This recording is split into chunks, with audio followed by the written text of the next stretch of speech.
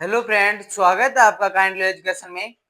तो आज हमारे हार्ड डे चैलेंज का डे नंबर 16 है, यानी हम बात कर रहे हैं 16 दिन हार्ड चैलेंज की। 50 दिन का हार्ड चैलेंज जो हमने पटवार सीरीज के चलाया था, तो इसमें हम 16 दिन की बात कर रहे हैं। ठीक है, तो आज हमारा टॉपिक आपको पता ही है, राजस्थान जीके रहने वाला है, जिसमें हमने सीईटी के एग्जाम जो प्रीवियस ईयर का एग्जाम सीईटी का करवाया 2023 वाला, उसके क्वेश्चन हल करने जा रहे हैं। राजस्थान जीके के कल्चर और आर्ट के आगे आगे जाएंगे। राजस्थान इसमें ज्योग्राफी है वो करेंगे, और राजस्थान पॉलिटिक्स है वो करेंगे। ठीक है, हम आज हमारा पहला क्वेश्चन क्या है आज हमारा, कि भारतीय लोक कला मंडल संस्थान कहाँ स्थित है। यानी आपसे एग्जामिनर क्या पूछ रहा है, यह क्वेश्चन आज का पहला क्वेश्चन है कि भारतीय लोक कला मंडल कहाँ स्थित है। ठीक है,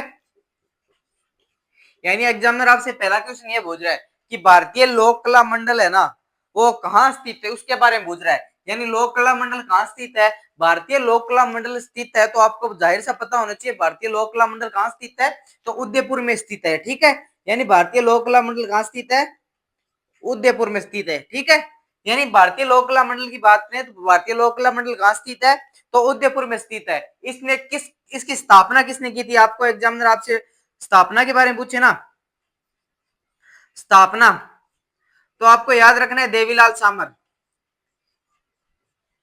देवीलाल सामर ने, ठीक है, उदयपुर में की थी। कब की थी, सन 1942 में। ठीक है, देवीलाल सामर साहब ने सन 1942 में।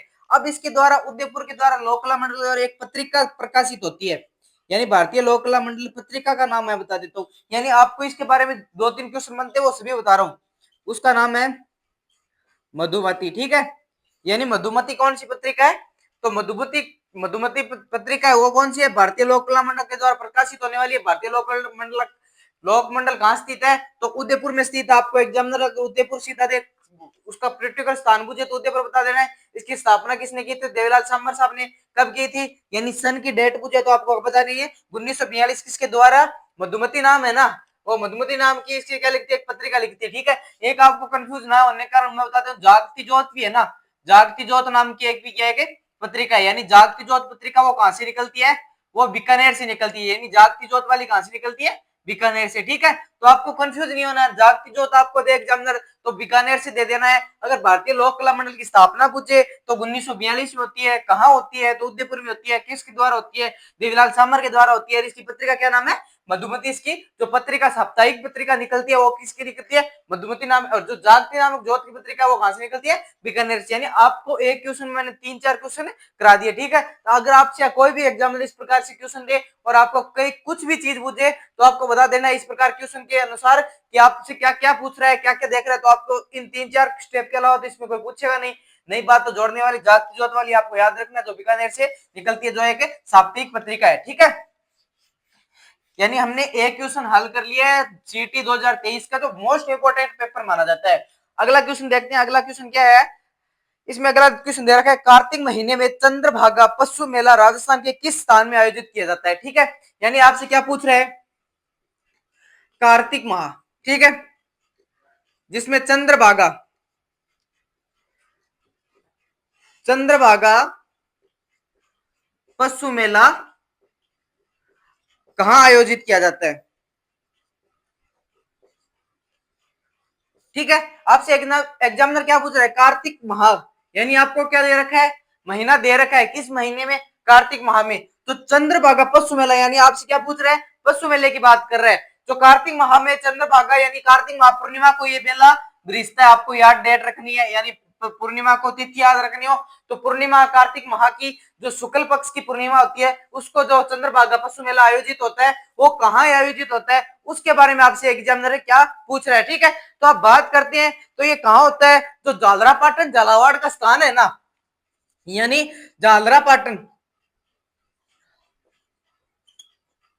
यानी जालरा पाटन झालावाड़,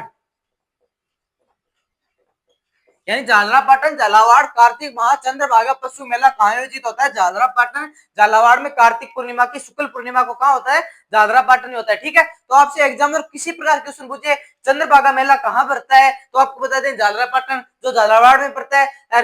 कार्तिक माह में पूर्णिमा को बहरे जाने वाला मेला झालरापाटन का कौन सा मेला है? तो चंद्रभागा मेला है। ठीक है, यानी आपको एग्जामिनर इस प्रकार से 2-3 क्वेश्चन किसी टाइप के क्वेश्चन बनाए तो आपको राजस्थान कला और संस्कृति के, मैं कह रहा हूं इससे बढ़िया पेपर नहीं होगा। ठीक है, अगला क्वेश्चन की बात करते हैं। अगला क्वेश्चन क्या है? चित्तौड़गढ़ में आपको पता है विजय स्तंभ है। ठीक है, जिसने आपको कुम्मा ने बनाया था। ठीक है, कुम्मा ने या कुम्मा ने बनाया था, उसकी बात कर रहे हैं। पहला स्मारक डाक टिकट कब जारी हुई थी? यानी चित्तौड़गढ़ पे जो पहला स्मारक था राजस्थान का, यानी चित्तौड़गढ़ किले पे विजय स्तंभ है। चित्तौड़गढ़ किले में विजय स्तंभ है, जिसको जीत की याद में मनाया जाता है, विजय स्तंभ ही कहलाएगा। ठीक है, यानी चित्तौड़गढ़ किले में जो विजय स्तंभ है, उसमें जो डाक टिकट जारी होती है वो कब जारी हुई थी, आपको वो पूछ रहा है एग्जामिनर। यानी डाक टिकट जारी होती है, डाक टिकट जारी होती है, उसको डाक टिकट विजय स्तंभ पर डाक टिकट जारी होती है, यानी वो कब जारी हुई थी उसके बारे में पूछ रखा है। यानी विजय स्तंभ वही है जो राजस्थान पुलिस और राजस्थान क्रम माध्यमिक बोर्ड के जो लोगो लगा होता है विजय विजय विजय विजय विजय स्तंभ का, वही है ना, वो क्या कह उसके बारे में पूछ रहा है, उस पर डाक टिकट पूछ रहा है आपसे। तो आपको बता देना है कि 1949 में होती है डाक टिकट 1 रुपए की। 1949, 1 अगस्त 1949 को, यानी विजय स्तंभ पर जो महाराणा कुंभा द्वारा निर्मित है, जो विजय के उपलक्ष्य में बनाया हुआ है, जो चित्तौड़गढ़ किले में स्थित है, उस पर डाक टिकट जारी होती है। कब होती है? 1 अगस्त 1949 में 1 रुपए की डाक टिकट जारी होती है। ठीक है, यानी आपको किसी प्रकार की संदेह तो आपको याद कर लेना, 1 अगस्त प्रॉपर डेट है, कितने रुपए की डाक टिकट जारी हुई थी? तो 1 रुपए की डाक टिकट जारी होती है। ठीक है, अगला क्वेश्चन बात करें तो अकबर के द्वारा, अकबर में नागौर दरबार लगाया जाता है 1570 में। जहां अकबर आता है कहां पे? नागौर में आता है। नागौर दरबार कब लगता है? 1570 में। और अकबर कहां आता है? तो नागौर में आता है अकबर दरबार। ठीक है, उस समय क्या है, अकबर ने शुक्र तालाब का निर्माण कराया था। अब शुक्र तालाब किला किस किस स्थिति में, किस किले में स्थित है? ठीक है, शुक्र तालाब पूछ रहा आपसे। यानी अकबर के द्वारा यानी शुक्र तालाब बनाया गया था। यानी अकबर के द्वारा क्या बनाया गया था? शुक्र तालाब बनाया गया था। तो ये शुक्र तालाब कहां बना था? यानी शुक्र तालाब किस किले में बना था उसकी बात कर रहा है आपसे। ठीक है, यानी किस किले में बना स्थित है। ठीक है, तो आपको बता देना है नागौर में, क्योंकि नागौर में 1570 में क्या होता है? नागौर दरबार लगता है, जिसमें क्या होता है? नागौर दरबार लगता है। नागौर दरबार 1500 1570 में, जिसमें क्या आता है? नागौर में कौन आता है? अकबर आता है। अकबर क्या आता है? अकबर क्या करवाता है? शुक्र तालाब का निर्माण करवाता है। और कहां करवाता है? किस किले में करवाता है? नागौर के किले में शुक्र तालाब का क्या करता है? निर्माण करवाता है। ठीक है, तो आपको याद रखना है कि अकबर के द्वारा शुक्र तालाब का निर्माण कहां करवाया गया था? तो नागौर में करवाया गया था, यानी नागौर के किले में करवाया गया था। ठीक है, अगले क्वेश्चन की बात करते हैं।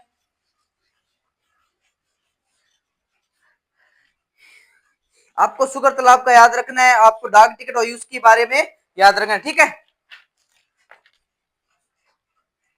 अगला क्वेश्चन क्या है? लोद्रवा प्रसिद्ध है।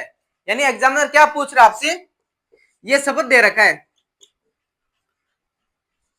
लोद्रवा प्रसिद्ध है।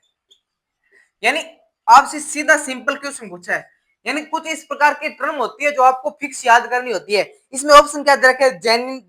जैनियों के लिए, सिखों के लिए, जाटों के लिए, गुजरों के लिए। ठीक है, यानी लोद्रवा प्रसिद्ध है। लोद्रवा नामक कोई एक पर्टिकुलर स्थान है, वो आपसे क्या पूछ रहा है? वो स्थान किसके लिए प्रसिद्ध है? तो आपको 4 ऑप्शन दे रखे हैं, जाटों के लिए, राजपूतों के लिए, गुजरों के लिए, सिखों के लिए और जैनियों के लिए। तो आपको जाहिर सा पता होना चाहिए लोद्रवा नामक स्थान है वो कहां पे पड़ता है। यानी लोद्रवा जो प्रसिद्ध है वो कहां का है? तो जैसलमेर का। यानी जैसलमेर का क्या है? ये लोद्रवा नामक स्थान है वो प्रसिद्ध है। और कहां पे किसके लिए प्रसिद्ध है? तो जैनियों के लिए प्रसिद्ध है। ठीक है, यानी आपको एग्जामिनर वापिस आपसे कोई क्वेश्चन बनाना चाहिए तो आप करके आना है जैनियों के लिए। ये कहां पड़ता है स्थान? तो जैसलमेर पड़ता है। लोद्रवा नामक प्रसिद्ध स्थान है वो किसके लिए प्रसिद्ध है? जैनियों के लिए प्रसिद्ध है, जो कहां पे है? जैसलमेर है। ठीक है, इस प्रकार से क्वेश्चन आपको कंफ्यूज करते हैं, बल्कि आपको कंफ्यूज होना नहीं है, क्योंकि आपको बार बार इस प्रकार की छोटी छोटी ड्रमें है, छोटे छोटे क्वेश्चन है, वो याद करते जाना है और आपको कंफ्यूज दूर होता जाएगा। ठीक है, अगले क्वेश्चन की बात करें तो अगला क्वेश्चन क्या है? साहिबदीन नामक चित्रकार मेवाड़ की किस कला से संबंधित है? तो साहिबदीन चित्रकार वो मेवाड़ की किस कला से संबंधित है, यानी किस शासक से संरक्षण प्राप्त किया था? यानी साहिबदीन नामक चित्रकार था वो कि मेवाड़ की किस शासक के बीच समकालीन रहा था या वो उसका शासक संरक्षण प्राप्त किया था। ठीक है, तो आपको बता देना है साहिबदीन नामक है ना, वो महाराजा जगत सिंह फर्स्ट के समय साहिबदीन नामक चित्रकार था, वो उसके समय था। ठीक है, अगला क्वेश्चन की बात करते हैं तो फुल्कूबाई का संबंध किससे है? फुल्कूबाई लोक नाट्यकार है। ठीक है, यानी फुल्कूबाई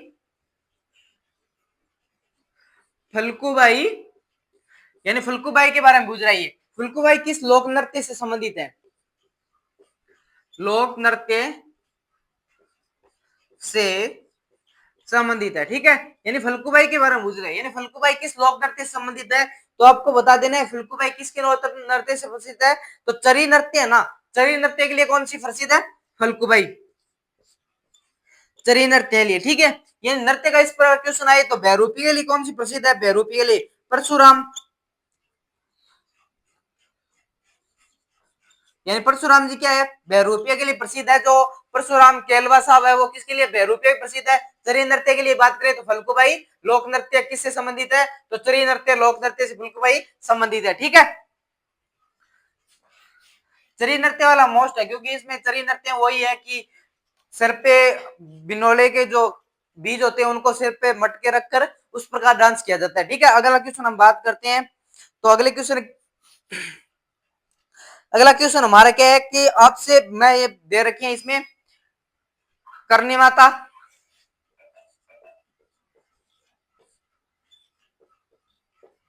ठीक है, अगला दे रखा है स्क्राई माता,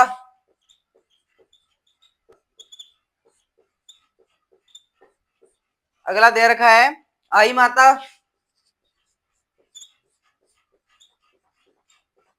और नारायणी माता। ठीक है, और इनके सामने जाति दे रखी है, यानी ये तो कुल देवी है और ये इनकी जाति है। यानी आपसे एग्जाम में पूछना चाहता है कौन किसकी कुल देवी की जाति है? नाई, सीरवा, और अगला दे रखा है खंडेलवाल,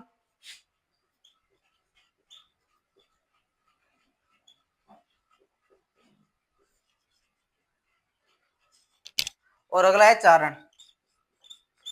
ठीक है, यानी आपको क्या दे रखा है? चार माताएं दे रखी है, उनके सामने जो जाति है यानी जाति है उनके क्या दे रखे हैं? कुलदेवी के नाम, यानी कुलदेवियों के नाम और जाति के नाम। आपको क्या मिलान करना है कि किस कुलदेवी की कौन सी जाति है, किस कुलदेवी की जाति कौन सी जाति की कुलदेवी है। ठीक है, तो आपको क्या करना है? इनकी जातियों के बारे में बताना है, यानी ठीक है इनके क्या करना है? आपकी जातियों के बारे में बताना है। तो आपको जाहिर सा पता होना चाहिए चारणों की कुलदेवी कौन सी है?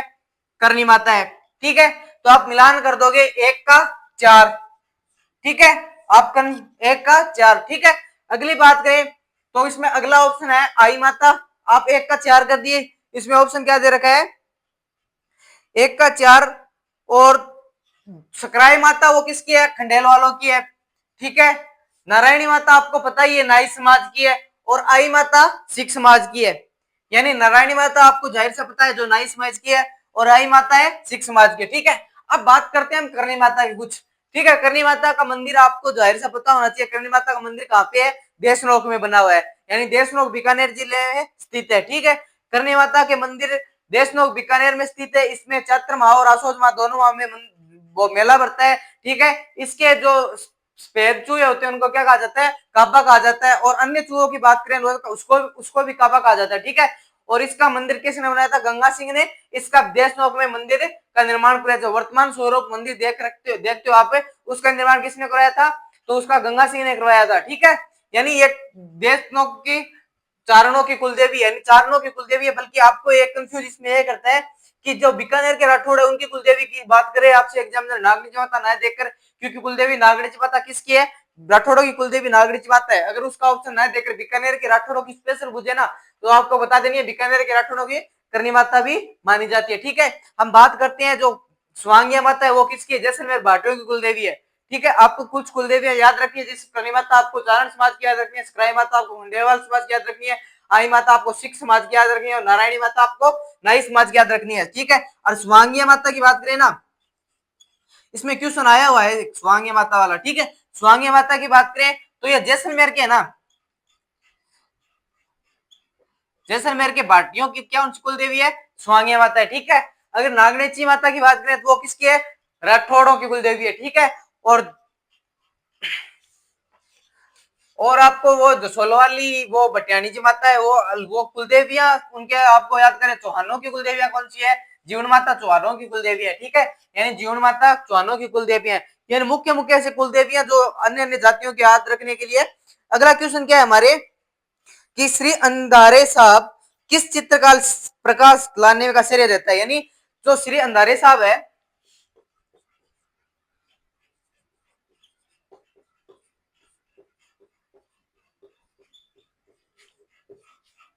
कौन सी, श्रीधर,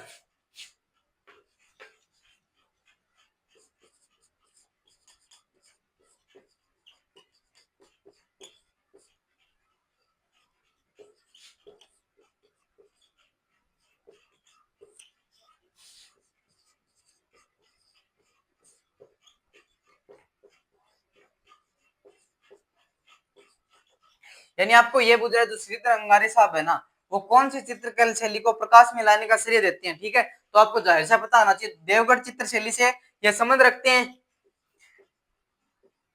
यानी देवगढ़ चित्र शैली को प्रकाश में लाने का श्रेय किसी को जाता है, श्रीधर अंगारे साहब को जाता है, जो राजस्थान के पहले चित्रकार के रूप में भी माना जाता है, ठीक है।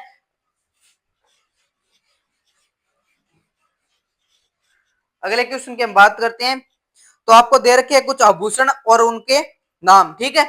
यानी आभूषण और उनके नाम दे रखे, जो आपको यह बुझ रहा है कौन सा सुमेलित नहीं है, आपको मैं एक एक आभूषण बताता हूं। इसमें सुरलिया दे रखा है, जो किस में पहना जाता है, इसमें ऑप्शन दे रखा है कान का, ठीक है। दूसरा इसमें दे रखा है तिमणिया, तिमणिया वो किस में पहना जाता है, तो गला, ठीक है। अगला इसमें दे रखा है रमजोड़, वो किस में पहनी जाती है, कलाई। आपको असुमेली छांटना है इसमें, तागड़ी, वो किसकी है, कमर की, ठीक है। आपको इस प्रकार का क्वेश्चन है, ठीक है। इसमें क्या है, असुमेलित छांटो, ठीक है। आपको क्वेश्चन अच्छी तरीके से देख लो, और इस क्वेश्चन में आप देखते जाओ कि आपको ये क्वेश्चन दिखाई दे रहा है। अब इस क्वेश्चन में असुमेलित कौन सा है, यानी आभूषण दे रखे हैं, ये आपके आभूषण है, आभूषण, और ये शरीर के अंग है, ठीक है। यानी ये आभूषण दे रखे हैं और ये शरीर के क्या दे रखे हैं, अंग दे रखे हैं। तो अब आपको यह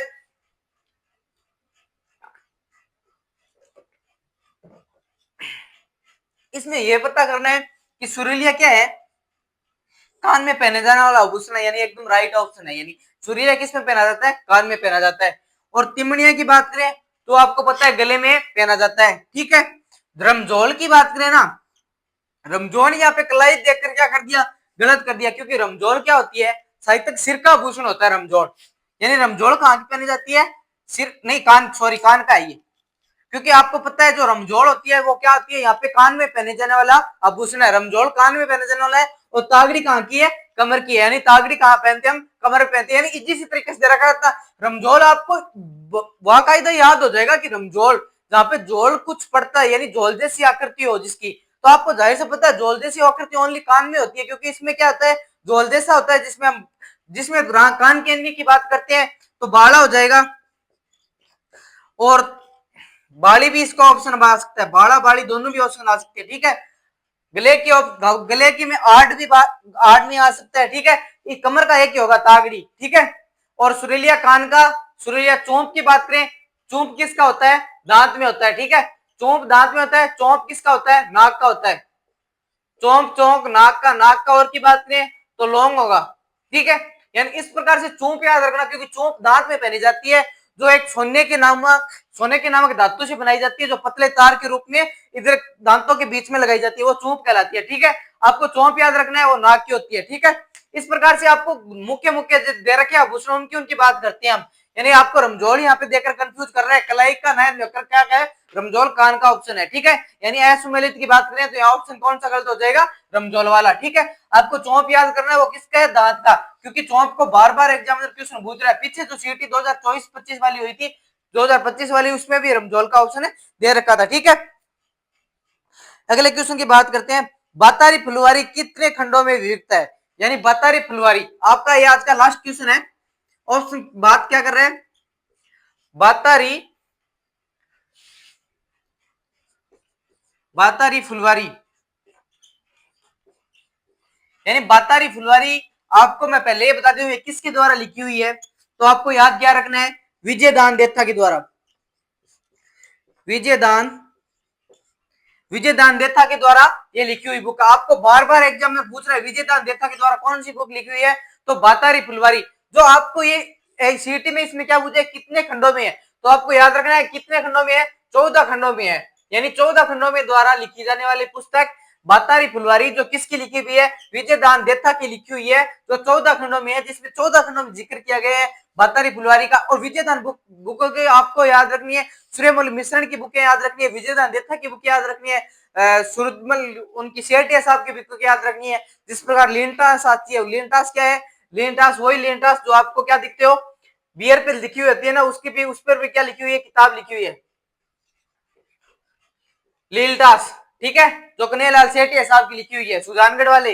लीलटास भी कौन सी है, लीलटास वनरक्ष भर्ती, वनपाल भर्ती है, वनपाल की भर्ती में एग्जाम में आया क्वेश्चन है। यानी वनपाल की भर्ती उस 6 नवंबर 2023 एग्जाम हुआ था ना, 6 नवंबर 2023 में, उसमें क्वेश्चन आया था ये 2023 में 6 नवंबर 2। लीलटास किसकी लिखी हुई पुस्तक है, यानी लीलटास को आपको याद रखना है, क्योंकि एक अलग से यूनिक से नाम से आती है, जो कन्हैयालाल सेठिया द्वारा, सुजानगढ़ वाले जो कवि है कन्हैयालाल सेठिया, उनके द्वारा लिखी हुई पुस्तक है। ठीक है, और बातारी फुलवारी आपको पता ही है, विजयदान देथा के द्वारा जो 14 खंडों में लिखी हुई है। ठीक है, और सूर्यमल मिश्रण और वीर विनोद वो किसके है, वीर विनोद सूर्यमल मिश्रण की लिखी हुई। सूर्यमल मिश्रण, कन्हैयालाल सेठिया और विजयदान देथा, इन तीनों की बुक है ना आपके लिए इतनी इंपोर्टेंट होगी कि सीटी में, सीटी छोड़कर पटवार में, वीडियो में और फोर्थ ग्रेड में, तीनों में से लगभग दो बंदों के अधिक पूछ रहा है। यानी 2 बंदों के लिए वो ज्यादा तवज्जो दे रहा है, क्योंकि इनकी बातें बहुत अच्छी है। सूर्यमल मिश्रण की बात करें, हम बातारी फुलवारी विजयदान देथा की बात करें, कन्हैयालाल सेठिया की, इनकी बातें क्या है, बहुत अच्छी है, और एग्जाम में इन्हीं से बार बार क्वेश्चन पूछ रहा है। ठीक है, तो हमारा आज का क्वेश्चन ये लास्ट क्वेश्चन रहेगा बातारी फुलवारी, और कल वाले वीडियो में हम इसी प्रकार जो सीटी 2023 के अच्छे इंपोर्टेंट क्वेश्चन है उनकी बात करते जाएंगे। और कल मिलते हैं। जय हिंद, जय भारत।